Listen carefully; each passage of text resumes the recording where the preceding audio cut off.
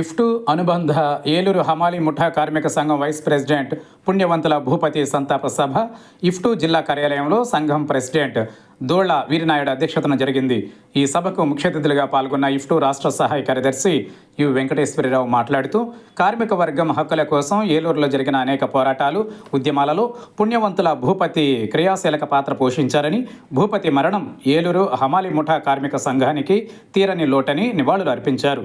IFTU Eluru నగర అధ్యక్షులు ప్రధాన కార్యదర్శి బుద్ధ సోమయ్య, ఎర్ర శ్రీనివాసరావు మాట్లాడుతూ పుణ్యవంతుల భూపతి స్ఫూర్తిని ఆదర్శంగా తీసుకుని కార్మికులందరూ ఐక్యంగా ఉండాలని సూచించారు.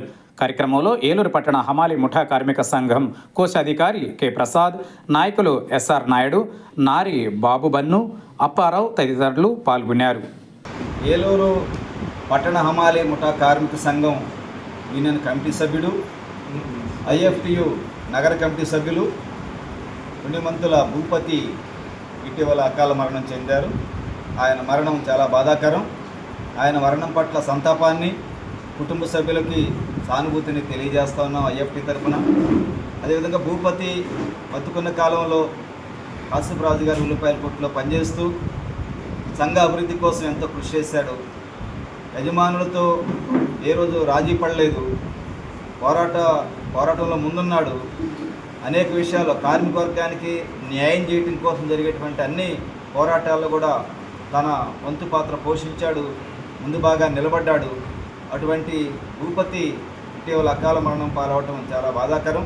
విషయాలు వచ్చిన యాజమాన్య రంగం విషయంలో ఏదైనా మాట్లాడాలి, చేయాలి వచ్చినా, లేదంటే ఒక ఆటోమేటిక్గా ఆజ్ఞ చేసిన, లారీ వస్తుందని ఆజ్ఞ చేసిన నాకు సలహా ఇచ్చి ఆయన ఎంతవరకు ప్రోత్సహించి నా పక్కనే ఉంటూ అన్ని విధాలుగా అన్ని రకాలైన మంచి చెడ్డ చెప్పుకుంటూ ఇప్పుడు నేను ఎంత దూరం అయ్యానంటే ఈ సంఘంలో దాదాపు 2006 నుంచి నేను ఇదే సంఘంలో అలాగే నేను ఉన్నాను.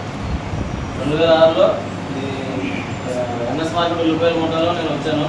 2016లో నేను ఈ సంఘంలో కమిటీ నెంబర్గా వచ్చి 2019 నుంచి నేను కోశాధికారిగా ఇందులో నేను ప్రయాణం చేస్తున్నప్పుడు ఈ కోశాధికారి ఎక్కిన కానీ కూడా ఇప్పటి వరకు కూడా గొప్పదాన్ని ఇప్పుడు కూడా నా పక్కనే ఉంటూ ఇలా ఉండాలి, ఎలా చేయాలి అని చెప్పేసి మంచి విషయాలు చెప్పడం చేయడంతో నేను ఇప్పుడు వరకు కూడా ఇందులో రాజకీయం వస్తున్నాను.